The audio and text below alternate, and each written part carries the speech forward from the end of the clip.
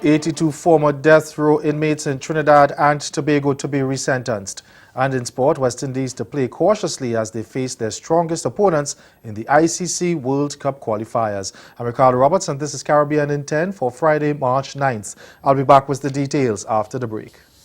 So, but you've been working on this sort of research for your entire lifetime, as far as I can see, Carl, both as an architect and an urban planner and an advocate and a writer.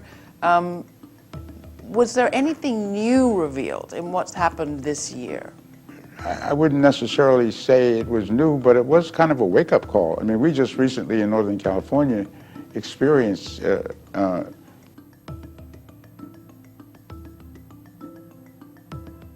Spread half a cup of mango puree over the first cake layer, and this is just sweet, ripe mangoes that I've pureed in my blender. Spread half a cup of frosting onto the second layer. Now place it frosting side down onto the first layer so the cream and mango are essentially hugging. Repeat this process with the next two layers.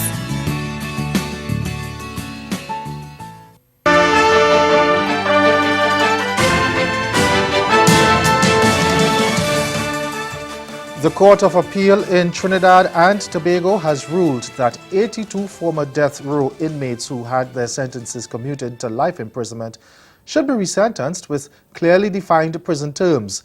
In a 22-page judgment delivered yesterday on behalf of the three-member appeal panel, Chief Justice Ivor Archie said there was no logical reason why the sentence of life imprisonment should be imposed carte blanche on every person who had their sentence commuted. He said that is inherently arbitrary and potentially disproportionate.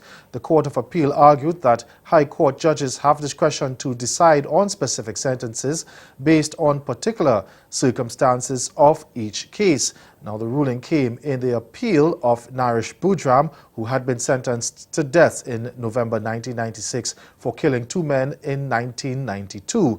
He had asked the appeal court to vacate his death sentence and have him resentenced by the High Court. A total of 82 inmates had filed legal challenges, but Budram's appeal was used as a test case. Now, while the appeal court ruled in his favor, it did not immediately resentence him, instead opting to refer his case and the others for determination by the High Court. Staying in Trinidad and Tobago, Prime Minister Dr. Keith Rowley is seeking clarification on the legality of a sabbatical leave granted to Chief Justice Ivor Archie.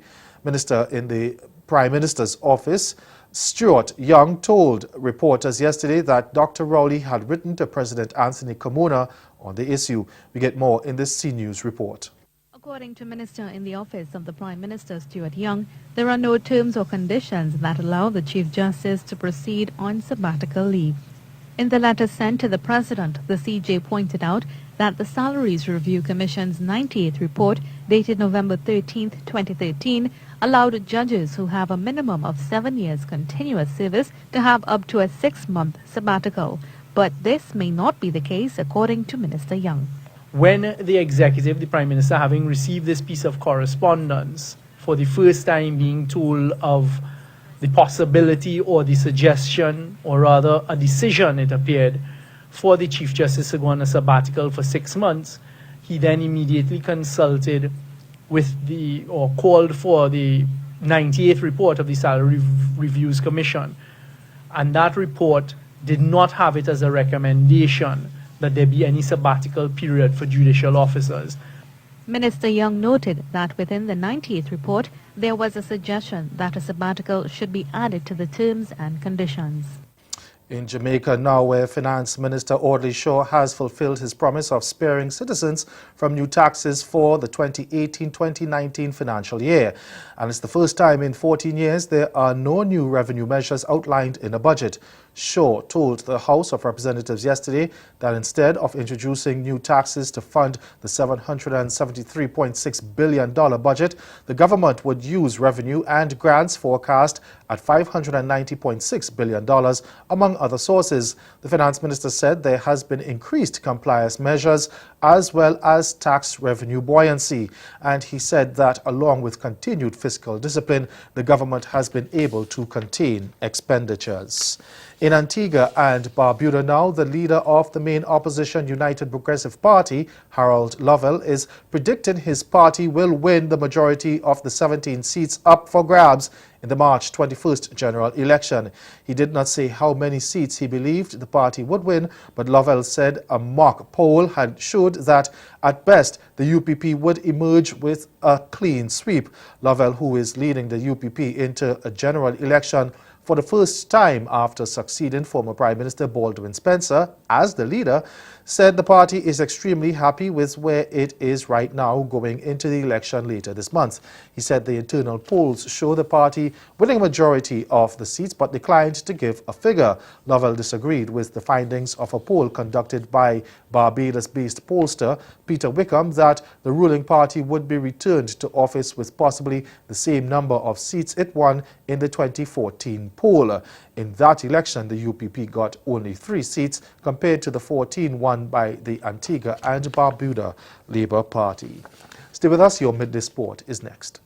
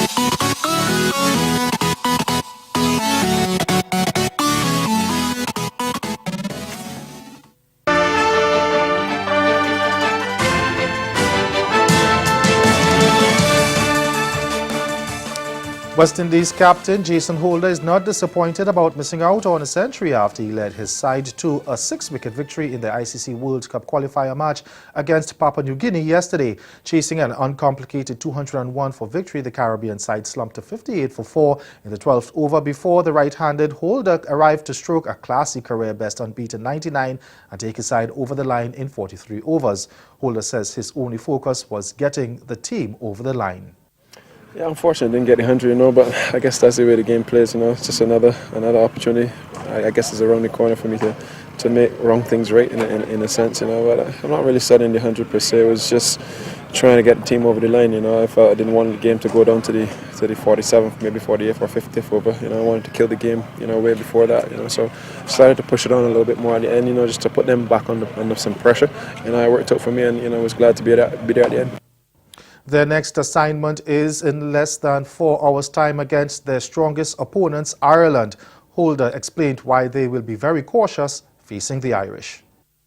It should be a really good clash. It'll give us a gauge as to where we're at and where we need to be going. Obviously they beat us in 2015 in the World Cup, and we haven't played them since. A washed out encounter last year in Belfast, unfortunately. So this is another good opportunity for us to make wrong things right from the 2015 World Cup. It's still in the back of our minds. Nevertheless, most of the players who were in 2015 may not be here, but there's still a few faces around that had that experience in 2015. So I'm sure everybody should be pumped up and ready for this game. And that's Caribbean in 10. Join us again at 6:30 for Caribbean Newsline. Good afternoon.